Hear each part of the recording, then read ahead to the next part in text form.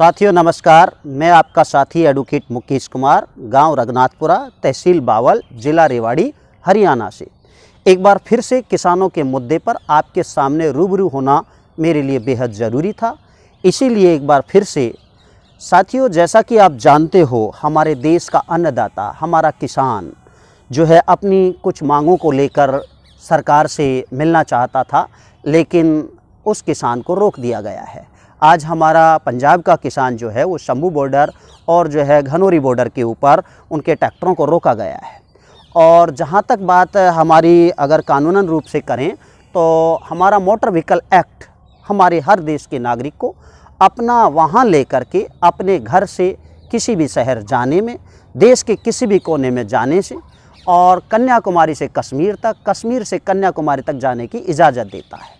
दूसरी बात, एक और कानूनन रूप से मैं कहना चाहूँगा कि जो हरियाणा सरकार ने हमारे किसान भाइयों को शंभू बॉर्डर के ऊपर 200 से 150 से 200 मीटर अंदर ही पंजाब के अंदर रोक दिया है, बैरिकेड भी पंजाब के अंदर ही लगा दिए गए हैं और जो नदी है वहाँ पर उसके पुल के ऊपर बैरिकेड लगा दिए हैं जो कि पंजाब के क्षेत्र में आते हैं। ये भी सरासर गलत है। दूसरा, यहाँ पर बैरिकेड लगा देने के बाद जो सरकार उन पर जो हमला कर रही है रबड़ बुलेट से, लाठियों से, गोलियों से, गैस के गोलों से, तो इस तरह से ये भी जो है एक प्रकार से बहुत बड़ा अत्याचार है।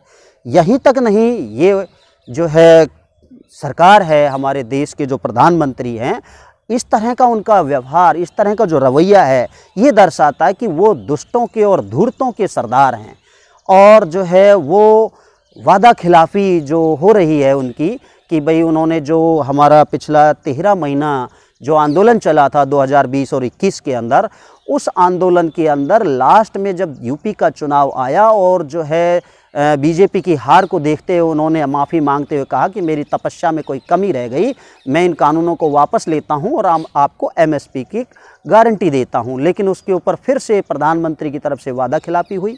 उस वादा खिलाफ़ी के संदर्भ में किसान एकजुट हुए और जो है चुनाव को मद्देनज़र रखते हुए प्रधानमंत्री मोदी जी से कहा कि मोदी जी, आप जल्दी से हमारी मांगों को पूरा करिए, एमएसपी दीजिए सभी फसलों पर। लेकिन मोदी जी ने एक नहीं सुनी। इस बार किसान और मजदूर इकट्ठे हुए, उन्होंने अपनी 10 मांगें रखी है सरकार के सामने, चाहे वो एमएसपी को कानूनन गारंटी हो, चाहे वो जो है स्वामीनाथन रिपोर्ट हो, किसानों का कर्जा हो, मज़दूरों को मनरेगा में 200 दिन का जो है वेतन हो और जो है वेतन भी 300 से 700 750 तक डबल किया जाए उसको।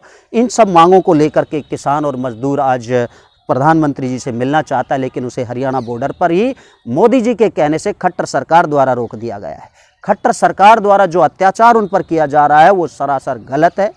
इसके बाद न केवल किसानों पर बल्कि देश के सर्वोच्च न्यायालय के वकीलों के ऊपर अत्याचार हो रहा है।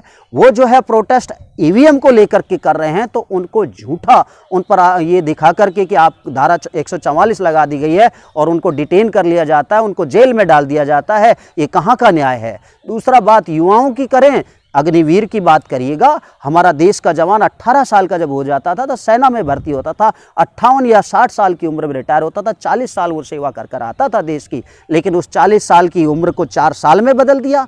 कितना अन्याय किया है युवाओं के साथ भी।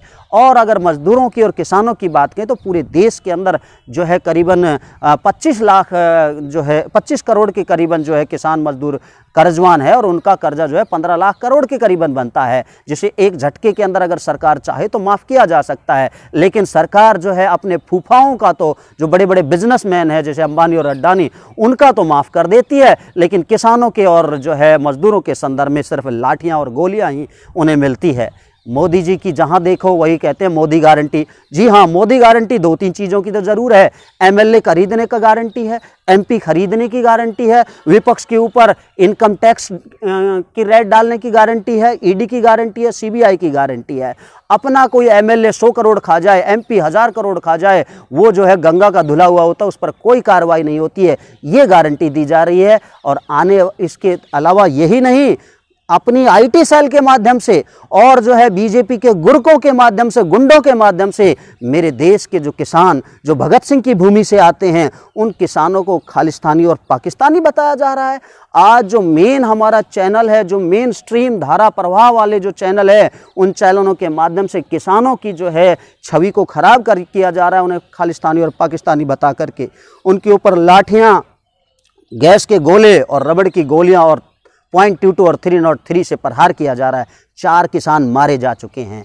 देश के साथियों, देश के किसानों, जो किसान और मजदूर हमारे हक के लिए बॉर्डर के ऊपर खड़ा है, लड़ रहा है और प्रधानमंत्री जी को कह रहा है कि आप हमारी समस्याओं का तुरंत प्रभाव से समाधान करिएगा, हमारी मांगों को मानिएगा, वो सबसे बड़ा क्रांतिकारी है। आज का हमारा किसान और मजदूर सबसे बड़ा क्रांतिकारी है, क्योंकि अगर इनका सम्मान जो नहीं करेगा वो हिंदुस्तानी नहीं, जो किसान का नहीं वो हिंदुस्तान का नहीं, और जो हिंदुस्तान का नहीं वो जो है देशद्रोही है। मैं तो कहता हूं कि इस वर्तमान सरकार और वर्तमान सरकार के सरदार के ऊपर देशद्रोह का मुकदमा चलना चाहिए। आए रोज किसान मर रहे हैं, उनके ऊपर किस लाठियां चल रही है, ये एक बहुत बड़ा अत्याचार है। और मैं ये कह देना चाहता हूं, ऐ पंजाब के लोगों, ऐ देश के लोगों, जो तुम सड़क के ऊपर आंदोलन कर रहे हो, पूरे देश के किसानों के लिए, मजदूरों के लिए पूरा देश तुम्हारे साथ है। इसी के साथ सभी देशवासियों को जय हिंद, जय भारत।